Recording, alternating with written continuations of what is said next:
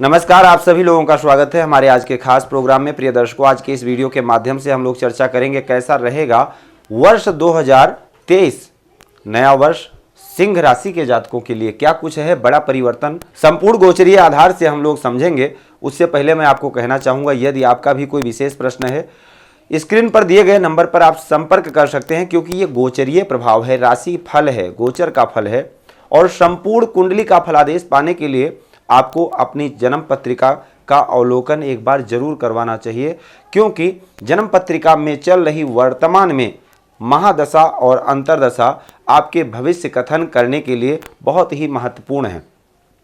किस ग्रह की महादशा चल रही है और उसकी स्थिति आपकी जन्म पत्रिका में क्या है, उस प्रकार का आपको शुभ फल प्राप्त होगा। प्रिय दर्शकों, आप सभी लोगों का प्रश्न होता है कि ये जो गोचर का फल है लग्न के आधार से देखना चाहिए या चंद्र कुंडली के आधार से देखना चाहिए।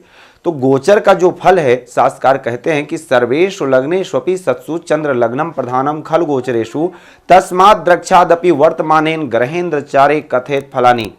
सभी लग्न के जातकों को चंद्र राशि को प्रधान मान करके लग्न बना करके उसके बाद वर्तमान में चल रहे ग्रहों का संसार का फल समझना चाहिए। क्यों? क्योंकि चंद्रमा मन के कारक हैं, हमारे मन मस्तिष्क के कारक हैं और मन जिस प्रकार से हमको प्रेरित करता है, मन में अगर उत्साह होगा, साहस होगा, मनोबल अच्छा होगा तो निश्चित हम अपने कार्य को बहुत अच्छे तरीके से कर पाएंगे। और अगर मन में नकारात्मकता, उन्माद, आलस्य व चिड़चिड़ापन समाया होगा तो निश्चित है बना बनाया खेल बिगड़ जाएगा। मन हमारा कहीं और होगा, कार्य हम कुछ और कर रहे होंगे, वो कार्य निश्चित है बिगड़ जाएगा। इसलिए चंद्रमा पर पड़ने वाला शुभ प्रभाव ही गोचर फल कहलाता है। इस वर्ष में क्या कुछ विशेष है, बहुत ही संक्षेप में कम शब्दों में हम लोग जानेंगे क्या कुछ विशेष प्राप्त होगा और किन किन बातों की आपको विशेष रूप से सावधानी बरतने की जरूरत है। देखिए, इस वर्ष में सिंह राशि के जातकों के अंदर आध्यात्मिकता अधिक मात्रा में होगी, धर्म कर्म धार्मिक रुचि अधिक होगी, धार्मिक कार्यों में रुचि अधिक होगी, सामाजिक स्तर पर व धार्मिक स्तर पर कार्य करने का आपको अवसर प्राप्त होगा। धार्मिक कार्यों में खर्च भी होगा। धार्मिक कार्य का तात्पर्य केवल पूजा पाठ ही नहीं है, धार्मिक यात्रा ही नहीं है। धार्मिक कार्य का तात्पर्य यह भी है कि विवाह यज्ञ संस्कार कहा जाता है। विवाह यज्ञ संस्कार है, वो भी एक प्रकार का यज्ञ है, चाहे वो बालिका का विवाह हो चाहे बालक का विवाह हो। दूसरे नंबर पर मुंडन यज्ञ संस्कार कहा जाता है। तो जो 16 संस्कार हैं, वो 16 संस्कारों में से भी एक प्रकार से शादी विवाह का जो कार्यक्रम है वो एक प्रकार से बहुत अच्छा शुभ कार्यक्रम में आता है। तो इसलिए शादी विवाह में भाग लेने का अवसर प्राप्त होगा। घर में बच्चों की या आपकी शादी से संबंधित आपका ही प्रश्न है तो ये वर्ष आपके लिए काफी उत्तम रहने वाला है। दूसरे नंबर पर आर्थिक तंगी नहीं होगी, धन का आवागमन बढ़िया बना रहेगा। फाइनेंस की दृष्टि से ये वर्ष अगर देखा जाए तो पूरा वर्ष आपके लिए अच्छा होगा। हाँ, इस बात का अफसोस जरूर होगा आपको, पैसा अपेक्षित आएगा लेकिन पैसा जरूरत से ज्यादा खर्चा होगा इस वर्ष में। विशेषता अगर देखा जाए, अगर आप देश विदेश से संबंधित जुड़ा हुआ कार्य करते हैं तो निश्चित है इस वर्ष में आपको अच्छी सफलता मिलने वाली है। आपके व्यापार का, आपके करियर में उत्थान होगा। जिस भी स्तर पर आप जॉब करते हैं उसमें निश्चित है आपको बढ़ोतरी मिलेगी, आपके आय में वृद्धि होगी। ये वर्ष आपके व्यापारियों के लिए अच्छा है और जो लोग जॉब में हैं, नौकरी में हैं, उनके लिए भी बहुत अच्छा है। साथ ही अगर देखा जाए तो इस वर्ष आपका कोई विशेष सपना हो, विशेष आपकी खुशियों से संबंधित कोई आपका सपना पूरा होगा, चाहे वो मकान का हो, गाड़ी का हो, वाहन आदि से संबंधित हो या घर की ज़रूरतों से संबंधित कोई विशेष आप सामान खरीदना चाहते हैं तो उसकी खरीदारी निश्चित है हो जाएगी। बड़ी बात यह है कि पूरे वर्ष तक अगर देखा जाए तो 30 अक्टूबर तक राहु केतु का गोचर आपके नवम और तीसरे स्थान से संपर्क रहेगा। राहु और केतु का स्थित रहेंगे। उसके बाद राहु का गोचर अष्टम में आएगा और केतु द्वितीय स्थान में जाएंगे। ये भी एक अधिक धन खर्च का व स्वास्थ्य की दृष्टि से ध्यान रखने का समय होगा। इसमें आपको अपने स्वास्थ्य का विशेष रूप से ध्यान रखना चाहिए। साथ ही अगर देखा जाए तो वर्ष का प्रारंभ आपके लिए बहुत अच्छा होगा। वर्ष का प्रारंभ आपके कार्य क्षेत्र के लिए बहुत अच्छा होगा, लाभ के लिए बहुत अच्छा होगा।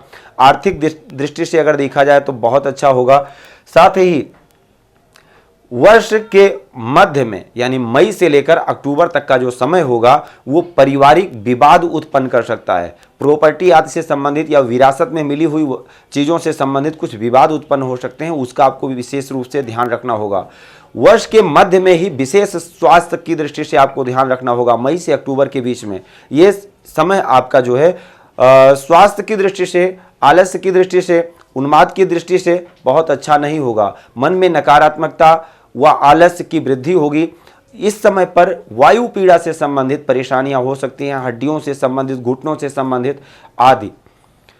इस समय के अंतराल में अगर आपका कोई विशेष ऐसा कार्य है जहां पर अधिक मात्रा में वर्कर्स काम करते हैं, उनसे संबंधित कुछ चिंता हो सकती है। टेक्निकल लाइन से संबंधित कोई कार्य करते हैं, उससे संबंधित चिंता हो सकती है। विशेषतः अगर देखा जाए मई के महीने में विशेष आपको चोट चपेट से बचने की जरूरत होगी, क्योंकि अप्रैल और अगस्त 15 अप्रैल से लेकर 15 मई तक का समय बहुत अच्छा नहीं होगा। अगस्त का महीना भी बहुत अच्छा नहीं होगा और खास करके दिसंबर का महीना बहुत अच्छा नहीं होगा। ये संक्षेप में अगर देखा जाए तो ये गोचरीय प्रभाव है। विद्यार्थियों के लिए समय काफ़ी अच्छा होगा। अगर आप लव लाइफ में हैं तो निश्चित है ये वर्ष कुल मिलाकर के अगर देखा जाए तो नरम गर्म चलता रहेगा। विशेष ना कोई बड़ी परेशानी दिख रही है और ना कोई विशेष अच्छाई दिख रही है।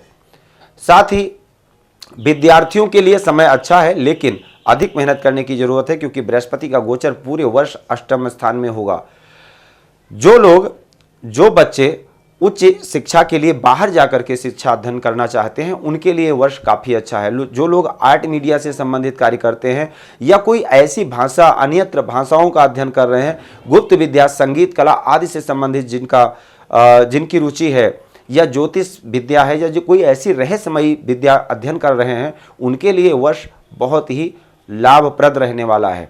अचानक धन लाभ के योग बनेंगे, अचानक कार्य क्षेत्र में वृद्धि होगी, अचानक आपके व्यापार में वृद्धि होगी और अचानक आपके ज्ञान में भी वृद्धि होगी। ये वर्ष ज्ञान के लिए बहुत अच्छा है, वह मांगलिक भी रहेगा, यही हम ईश्वर से कामना करेंगे। विशेष व संपूर्ण जानकारी के लिए स्क्रीन पर दिए गए नंबर पर संपर्क कर सकते हैं। जय श्री राम। भूमि, भवन, वाहन, धन, संपत्ति, शादी, व्यापार एवं संतान आदि से संबंधित समस्याओं से हैं परेशान और चाहते हैं उसका संपूर्ण निदान, तो ज्योतिर्विद अमरीश तिवारी जी से तुरंत संपर्क करें। हमारे संपर्क सूत्र हैं 9718504998। हमारे यहाँ वैदिक ब्राह्मणों के द्वारा सभी प्रकार के पूजा पाठ, कर्मकांड, यज्ञ अनुष्ठान, विवाह, गृह कलेश, काल सर्पदोष व नवग्रहों की पूजा आदि कराई जाती है। हमारे यहाँ सभी प्रकार के यंत्र, राशि रत्न, कवच, जन्मपत्री एवं रुद्राक्ष सिद्ध किए जाते हैं।